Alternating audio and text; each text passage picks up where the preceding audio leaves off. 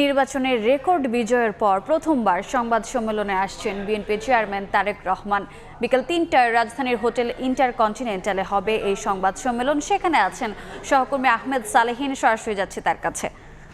Salehin, BNP চেয়ারম্যানের আজকে সংবাদ সম্মেলন অনুষ্ঠিত হবে।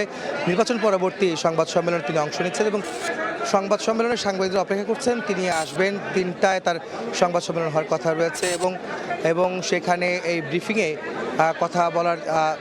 কথা বলবেন তিনি এবং তার যে পরিকল্পনা, সেই পরিকল্পনাগুলো তিনি জানাবেন এবং একই সঙ্গে তার যে মানে যে সরকার গঠন করবেন, শপথ নেবেন কবে এবং সেসব বিষয়গুলো হয়তো আমরা জানতে পারবো। যদিও সরকার থেকে মন্ত্রিপরিষদ বিভাগ থেকে বলা হয় যে কবে নাগাদ শপথ গ্রহণ হবে এবং আগামী 15 সরকার বলছে, মন্ত্রিপরিষদ সচিব বলছেন যে যদি সরকার থেকে অনুমতি পাওয়া যায় বা তাদেরকে বলা হয় তবে আগামীকালকে হয়তো শপথ নেওয়া যেতে পারে।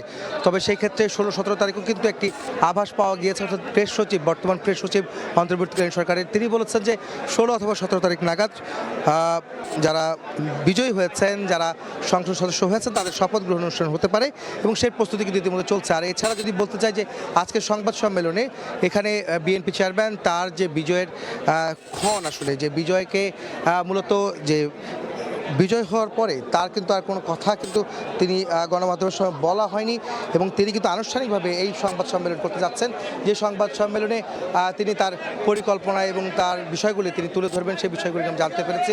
সব মিলে যদি বলা যায় যে আজকে সংবাদ সম্মেলন একটি গুরুত্বপূর্ণ, তো সেই বিষয় নিয়ে কিন্তু আজকে কথা বলতে যাচ্ছেন বিএনপি চেয়ারম্যান তারেক রহমান। তো এই ছিল আমার কাছে বিএনপি চেয়ারম্যান তারেক রহমানের এবং যিনি প্রধানমন্ত্রী হতে যাচ্ছেন এবং সরকার গঠন করতে যাচ্ছেন তার সংবাদ সম্মেলনের সবশেষ খবর। সরাসরি যুক্ত ছিলাম হোটেল ইন্টারকন্টিনেন্টালে।